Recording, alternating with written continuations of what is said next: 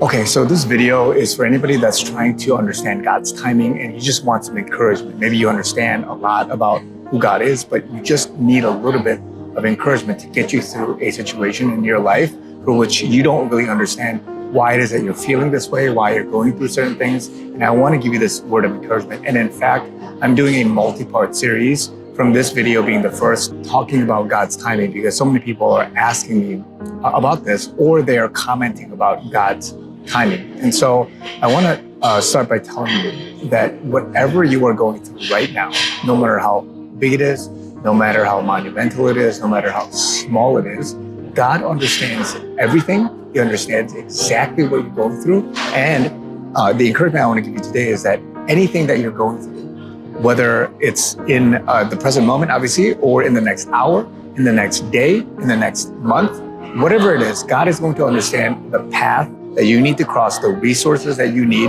the people that you need to interact with.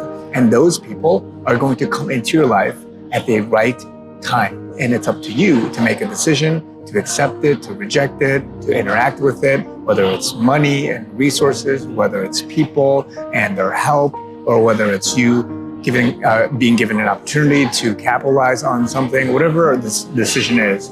God, He knows the smallest of things, whether you're looking for a girlfriend, a boyfriend, somebody to marry, whether it's paying your bills for the next month, whatever it is, God is going to bring those people into your life. And you got to understand that when Jesus, let's go with Saul, who became Paul.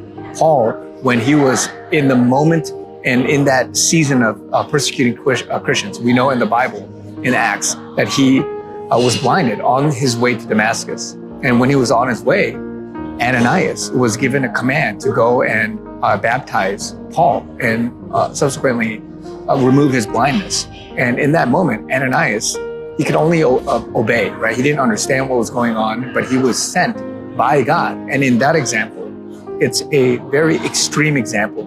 And by extreme, I mean like he was forced to do it in some sense. But obviously God knew what Paul had to go through, and he had to suffer for his name's sake and do many things. And the Bible talks about how he's going to preach the gospel to the Gentiles and to do all these different things. But God knew what he needed at the right time, and he sent Ananias. He sent the right people, and the people around him even witnessed it. So that moment was divine and it was sovereign.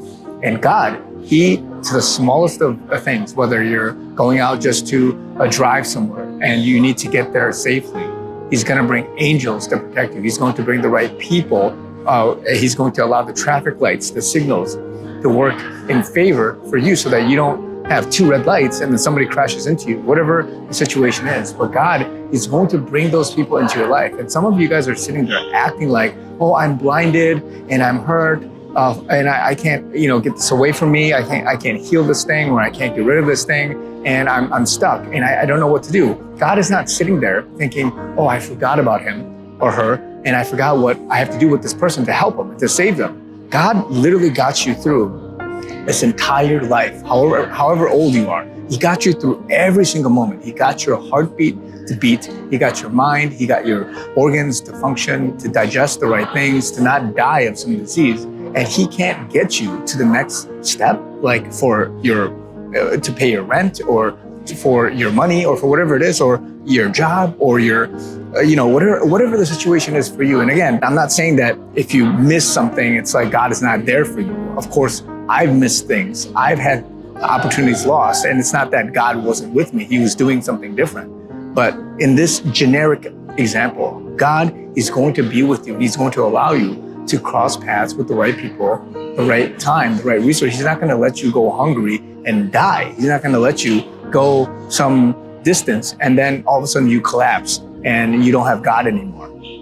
Now, this is different than the answer to prayer being wait or not yet, but rather God already said yes for many things, but it's not the right time and season. So the point here is that at the right moment, at the right time, He's going to bring these people. He's going to bring the things that He needs to do so that you would be able to go out and perform the kingdom work of God in your life. So when you're sitting there and you're wasting energy and effort and you're getting worried and anxious and you're just having all these different thoughts, God is telling you, and He's even commanding you, do not be anxious, do not worry. Those are sinful things because God commanded those things and you're still doing it. And what that is at its root is it's a lack of trust in God. And so you don't want to continue doing this. And so I want to encourage many of you guys today.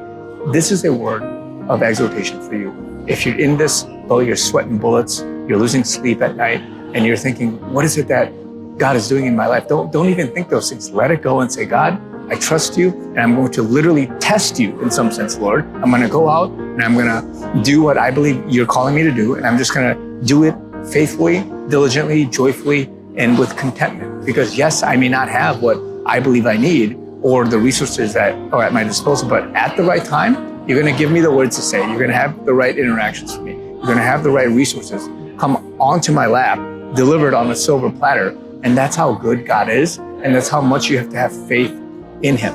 And so if this is you right now, be encouraged and be reminded that your situation, whatever it is that you're going through, is going to be okay. It's not a lost cause. It's not something that God is sitting there thinking, whoops, I slipped up, forgot about you. It's not like that. God, he knows exactly what he's doing. It's just that you may not understand the context of why it is that you're going through what you're going through. And you may not understand the timing of it. But when you start to just trust him and let go of everything, then that's when you're able to just say, you know what?